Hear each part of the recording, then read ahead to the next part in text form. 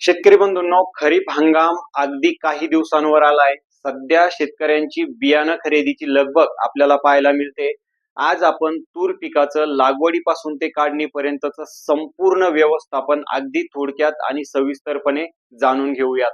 नमस्कार शेतकरी बंधूंनो, मी ज्ञानेश्वर बाकाल. आपल्या बाकाल ॲग्रो पॅटर्न या शेतीविषयक युट्यूब चॅनलमध्ये सर्व शेतकरी बांधवांचं अगदी मनापासून स्वागत करतो.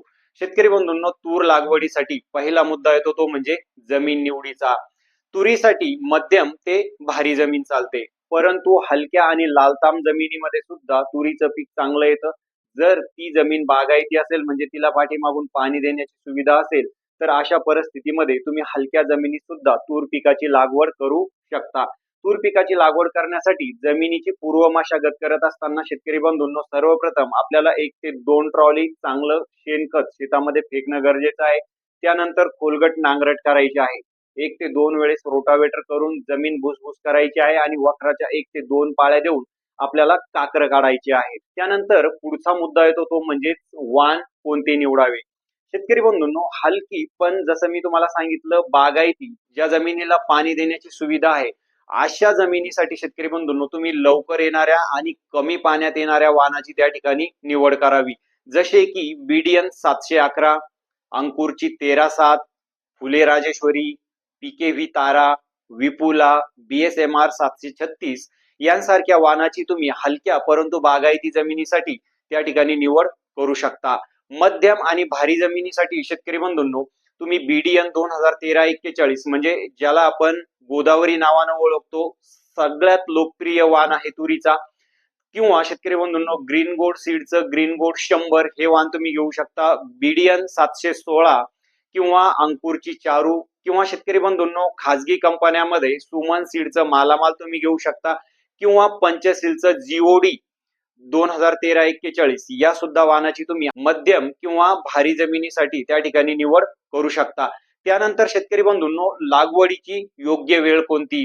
तूर लागवडीसाठी शेतकरी बंधूंनो 5 जून ते 25 जून हा कालावधी योग्य मानला जातो. या कालावधीमध्ये तुम्ही तूर पिकाची लागवड करू शकता. लागवड करण्या अगोदर शेतामध्ये पुरेशी ओल असणं गरजेचे आहे, म्हणजे समाधानकारक पाऊस झालेला असणं गरजेचं आहे. जेणेकरून 9 इंच ते 12 इंचापर्यंत जर शेतात ओल असेल तर त्यानंतरच तुम्ही त्या ठिकाणी तूर पिकाची लागवड करावी, जेणेकरून जर्मिनेशन चांगलं होईल. कमी पाऊस असेल तर लागवड करणं टाळावी, म्हणजे आपल्यावरती दुबार लागवडीचं संकट येणार नाही. तूर लागवडीचं योग्य अंतर काय असायला पाहिजे.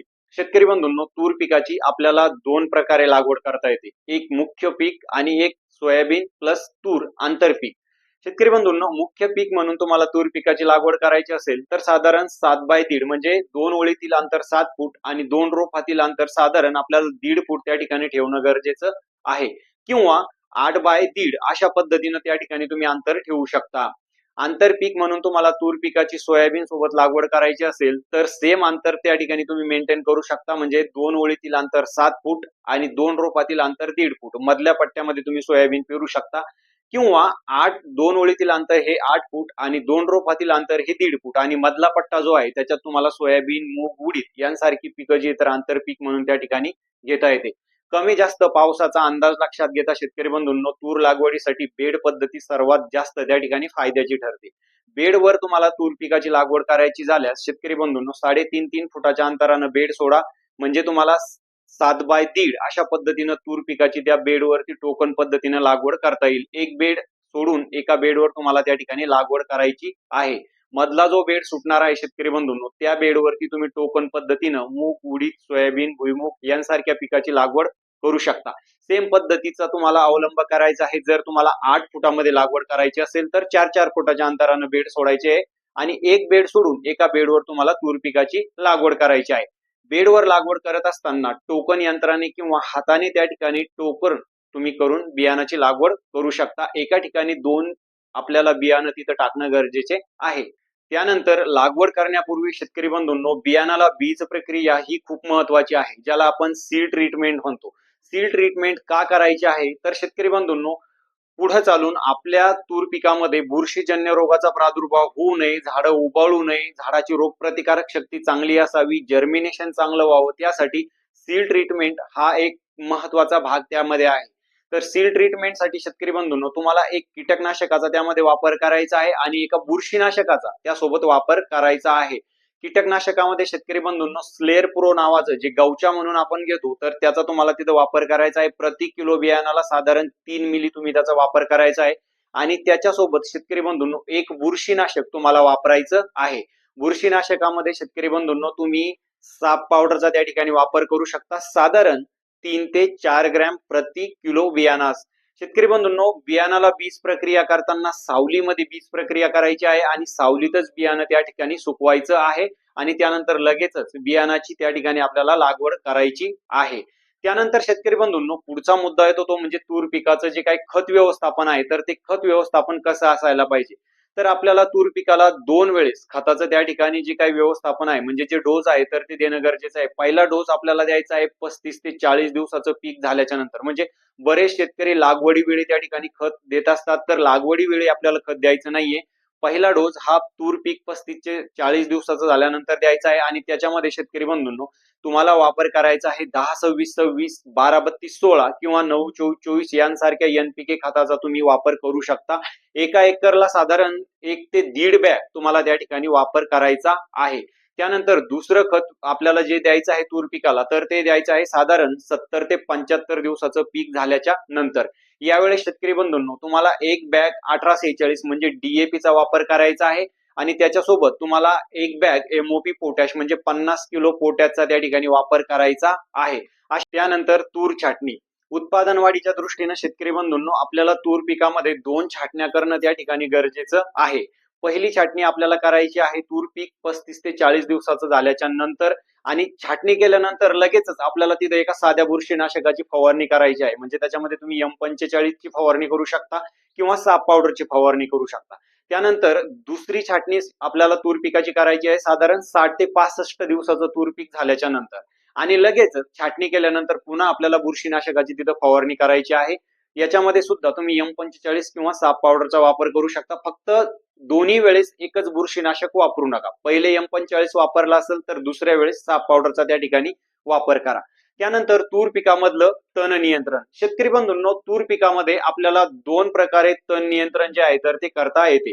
एक उगवण पूर्व तण नियंत्रण म्हणजे ज्याला आपण प्री एमर्जन्स म्हणतो.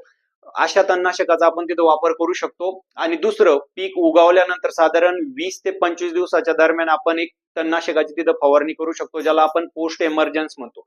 शेतकरी बंधूंनो याच्यामध्ये प्री एमर्जन्स तणनाशकामध्ये शेतकरी बंधूंनो आपण लागवड केल्याच्या लगेच 48 तासाच्या आत त्या ठिकाणी तणनाशकाची भरगच्च फवारणी करणं गरजेचं आहे. त्यामध्ये सगळ्यात सुरक्षित जो पर्याय आहे तर तो आहे टाटाचं पनिडा गरांडे ज्याच्यामध्ये शेतकरी बंधूंनो पेंडेमिथॅलिन नावाचा घटक आपल्याला मिळतो. साधारण 700 ते 800 मिली 150 ते 200 लिटर पाण्यातून आपल्याला त्या ठिकाणी जमिनीवरती भरगच्च फवारणी करणे गरजेचं आहे. किंवा बरेच शेतकरी जे आहे तर स्ट्रॉंग आर्मचा त्या ठिकाणी वापर करतात किंवा टाटाचं मार्क याचा सुद्धा त्या ठिकाणी प्री एमर्जन्स हर्बिसाइड म्हणून तूर पिकामध्ये वापर करतात. परंतु हे तूर पिकासाठी लेबल क्लेम नाहीये. याच्यामुळे तूर पिकाला काही प्रमाणामध्ये त्या ठिकाणी हानी होऊ शकते. सर्वात सुरक्षित पर्याय प्री एमर्जन्स हर्बिसाइडचा जो आहे तर तो पेंडॅमिथॅलिन आहे. त्यानंतर पोस्ट एमर्जन्स हर्बिसाइड म्हणजे उगवण झाल्यानंतर जे तणनाशक आपल्याला मारायचे आहे तर याच्यामध्ये 21 दिवसाच्या नंतर शेतकरी बंधूंनो तुम्ही तूर पिकामध्ये शाकेद नावाच्या तणनाशकाचा तिथं वापर करू शकता. साधारण 350 मिली एका एकरसाठी 150 लिटर पाण्यातून तुम्हाला तिथं फवारणी करायची आहे. किंवा याच्यामध्ये BASF कंपनीचं परशूट तुम्ही वापरू शकता किंवा ऍडामाचं जे वीड ब्लॉक नावाचं तणनाशक आहे त्याचा तुम्हाला तिथं वापर करता येतो. तिन्ही तणनाशकाचं जे प्रमाण आहे तर ते आपल्याला साधारण सारखंच घ्यायचं आहे. ज्याच्यामध्ये इमेजाथापिर नावाचा जो घटक आहे तर तो टेक्निकल घटक आपल्याला मिळतो. त्यानंतर शेतकरी बंधूंनो तूर पिकाचं फवारणीचं नियोजन. तूर पिकामध्ये आपल्याला साधारण ज्या मुख्य फवारण्या करायच्या आहे तर त्या 3 फवारण्या करणं तिथं गरजेचं आहे. छाटणी नंतरच्या फवारण्या आपण याच्यामध्ये घेतलेल्या नाहीये. जर पहिली फवारणी जी मुख्य फवारणी करायची आहे तर ती करायची आपल्याला तूर पीक कळी अवस्थेमध्ये असताना. ज्या ठिकाणी चांगल्या पद्धतीने गर्भधारणा होण्यासाठी शेतकरी बंधूंनो आपल्याला 1261 या विद्राव्य खताचा वापर करायचा आहे. पान गुंडाळणाऱ्या अळीच्या नियंत्रणासाठी एखादं कीटकनाशक ज्याच्यामध्ये तुम्ही इमामॅक्टिनचा वापर करू शकता आणि एक साधं बुरशीनाशक ज्यामध्ये M45 किंवा साप पावडरचा तुम्ही वापर करू शकता. त्यानंतर दुसरी फवारणी जी आपल्याला करायची आहे तर ती करायची आहे तूर पीक हे साधारण 10 ते 15% ज्यावेळेस फुल अवस्थेमध्ये येतं त्यावेळेस आपल्याला दुसरी फवारणी करायची आहे आणि दुसऱ्या फवारणीमध्ये शेतकरी बंधूंनो चांगल्या पद्धतीनं फुलधारणा होण्यासाठी फुलगळ पण थांबली पाहिजे आणि फुलधारणा सुद्धा चांगली झाली पाहिजे. त्यासाठी 13-40-13 या विद्राव्य खताचा वापर करायचा आहे. त्याच्यासोबत 20% बोरॉन तुम्हाला वापरायचं आहे. एक बुरशीनाशक पहिल्या फवारणीमध्ये साप पावडर घेतला असेल तर दुसरीमध्ये शेतकरी बंधूंनो तुम्ही रिडोमिल गोल्ड किंवा रोको सारख्या बुरशीनाशकाचा वापर हा त्या ठिकाणी करू शकता आणि एक कीटकनाशक त्याच्यामध्ये तुम्ही हमला 550 चा वापर करू शकता 40 मिली किंवा शेतकरी बंधूंनो प्रोपेक्स सुपरचा सुद्धा तुम्हाला तिथे वापर करता येतो साधारण 30 ते 40 मिली प्रति 20 लिटरच्या पंपासाठी. त्यानंतर तिसरी फवारणी जी आपल्याला तूर पिकामध्ये करायची आहे तर ती करायची आहे तूर पीक हे फुलाचं रूपांतर शेंगामध्ये होत असताना म्हणजे ज्या वेळेस आळीचा प्रादुर्भाव पण झाला नाही पाहिजे शेंगातील दाण्याचं चांगलं पोषण झालं पाहिजे त्यासाठी 05234 विद्राव्य खताचा तुम्हाला वापर करायचा आहे 100 ग्रॅम प्रति 20 लिटरच्या पंपासाठी. एक कीटकनाशक ज्याच्यामध्ये तुम्ही कोराजनचा वापर करू शकता शेतकरी बंधूंनो आणि एक चांगलं बुरशीनाशक त्यामध्ये तुम्ही वापरू शकता. बुरशीनाशक जे आहे तर ते आलटून पलटून आपल्याला वापरायचे आहे. रोको चा वापर त्या ठिकाणी तुम्हाला करता येतो रिडोमिल गोल्डचा वापर करता येतो किंवा साप पावडरचा सुद्धा तुम्हाला वापर करता येतो किंवा शेतकरी बंधूंनो तूर पिकावर काडी वाळण्याचं जर प्रमाण तुम्हाला दिसत असेल तर अशा वेळेस ब्लू कॉपर आणि स्ट्रेप्टोसायक्लिनचा सेपरेट स्प्रे तुम्हाला तिथं घेणं गरजेचं आहे. त्याचबरोबर शेतकरी बंधूंनो भविष्यात म्हणजे लागवड केल्यानंतर ज्यावेळेस आपलं तूर पीक हे 80-90 दिवसाचं होतं त्यावेळेस तूर पिकामध्ये जो तूर उबाळण्याचा प्रकार आपल्याला पाहायला मिळतो तर तो भविष्यामध्ये येऊ नये त्यासाठी 2 आळवण्या तुम्ही त्या ठिकाणी करू शकता. बचावात्मक आळवण्या ज्याला आपण म्हणूया त्याच्यामध्ये शेतकरी बंधूंनो तुम्ही रोको पावडरचा वापर करू शकता किंवा रिडोमिल गोल्ड या बुरशीनाशकाचा तुम्हाला जमिनीतून तिथे वापर करायचा आहे 500 ग्राम 200 लिटर पाण्यातून किंवा ट्रायकोडर्मा आणि सुडोमोनास फ्लोरोसन्स 1-1 लिटर तुम्ही त्या ठिकाणी जमिनीतून आळवणी करू शकता. आणि शेवटी शेतकरी बंधूंनो पाणी व्यवस्थापन हा सुद्धा एक महत्वाचा मुद्दा आहे. शेतकरी बंधूंनो तूर पिकाला पाणी देण्याची योग्य वेळ आपल्याला कशी ओळखायची आहे तर ज्या वेळेस दुपारच्या वेळेस तूर पिकाची पानं गोल होऊन आकाशाकडे झुकायला लागतात त्यावेळेस आपल्याला तूर पिकामध्ये पाणी देणं तिथं गरजेचं आहे. पाण्यासाठी शेतकरी बंधूंनो ड्रीप असेल तर ड्रीपद्वारे तुम्ही पाणी देऊ शकता किंवा पाट पाणी द्यायचं असेल तर तास 8 तास त्या ठिकाणी तुम्ही तूर पिकाला पाणी देऊ शकता. हलकी जमीन असेल तर सलग तुम्ही प्रत्येक पट्टीमध्ये सुद्धा पाणी देऊ शकता. अशा पद्धतीनं तुम्हाला तूर पिकाचं जे नियोजन आहे तर ते करायचं आहे. एकंदरीतच कमी खर्चामध्ये तुम्हाला चांगलं उत्पादन त्या ठिकाणी मिळू शकेल. शेतकरी बंधूंनो माहिती आवडली तर व्हिडिओला लाईक करा जास्तीत जास्त शेअर करा आणि चॅनलला सबस्क्राईब करायला विसरू नका.